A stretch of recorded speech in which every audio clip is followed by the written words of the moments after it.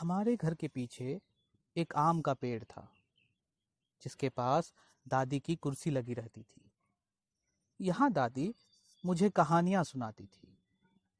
मैं अपनी परेशानी बताता और दुनिया की शिकायत दादी से किया करता था, जिसे दादी कहानियों बातों से ही हल कर देती थी। दादी ने बताया था कि इस आम के पेड़ को उन्होंने उस वक्त लगाया था जब उनकी उम्र 7 की थी, और ये पेड़ उनकी माँ ने उनके जन्मदिन पर दिया था। उनके इंतकाल के एक दिन पहले की बात मुझे शायद जिंदगी भर याद रहेगी। उस दिन वो समय के बारे में बता रही थी। वो कह रही थी कि समय को देखने के बहुत सारे तरीके हो सकते हैं, जिसमें सबसे आसान तरीका घड़ी देखना होता है। लेकिन अगर समय की खूबसूरती देखनी हो तो तुम्हें किसी के जीवन को देखना होगा। मैंने अजीब सी शक्ल बनाई और दादी की तरफ देखते हुए कहा, मैं समझा नहीं। दादी ने मेरे सिर पर हाथ फेरते हुए कहा, जैसे मैंने तुम्हारे पापा को बढ़ते हुए देखा है और तुम्हें बढ़ते हुए देख रही हूँ। इसी आम के पास वही शरारत करते हुए तुम्हें देखना जिसके लिए कभी तुम्हारे पापा को पीट दिया था। मैंने हंसते हुए कहा, क्या क्या सच में दादी माँ? उन्होंने कहा, और नहीं तो क्या।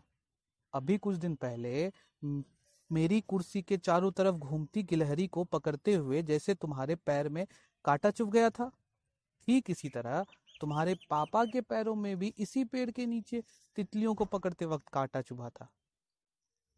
मैंने पूछा, क्या पापा यहाँ भी आते थे? और अब क्यों नहीं आते? दादी ने कहा, बच्चे, हमारा जीवन एक सीढ़ी की तरह है, और मान लो इस सीढ़ी में 12 कदम है। मैं अभी 12वें कदम पर हूँ, तुम दूसरे और पापा छठे कदम पर। तो बात यह है कि कुछ लोग पहले कदम से अपने कदम तक दौड़ते रहते हैं और कुछ लोग अपनी जगह पर स्थिर। ये अलग बात है कि हर किसी को उनके जगह पर वापस जाना होता है, लेकिन फिर भी लोगों को अपने सीढ़ी यानी कि जीवन के पहले 4 कदमों पर जाते रहना चाहिए। तुम्हारे पापा सीढ़ी के अपने छठे कदम से हिलना भी नहीं चाहते, और मैं हर रोज तुम्हारे इस दूसरे कदम पर तुम्हारे साथ खेलने आ जाया करती हूँ। मैंने कहा, हाँ दादी, पापा एकदम बोरिंग हैं। पर दादी, ये बताओ कि इस सीढ़ी में 13वां कदम क्यों नहीं है? उन्होंने कहा, इसके बाद इस सीढ़ी की जरूरत नहीं होगी शायद। बस दिक्कत इस बात से है कि इसके बाद आप दूसरे कदमों पर रुके लोगों से मिल नहीं सकते, जैसे हम अभी तुमसे मिलते हैं ना, वैसे। मैंने दुखी होकर पूछा, तो आप 12वीं पे हैं, तो आप इसके बाद हम लोगों से मिल नहीं पाएंगी?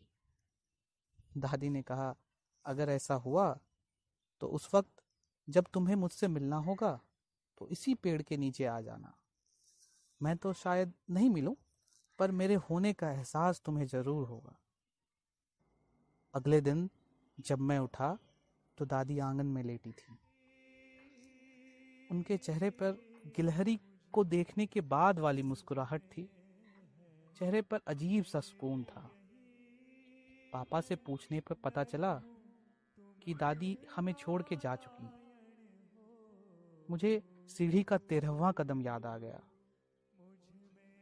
उस शाम मैं दुखी मन से आम के पेड़ के पास गया और दादी की कुर्सी पर बैठकर दादी को याद करने लग गया। मेरे बैठते ही गिलहरी आ गई और कुर्सी के चारों ओर ठीक वैसे ही घूमने लग गई जैसे दादी को देख के घूमा करती थी, और मेरे चेहरे पे मुस्कान आ गई।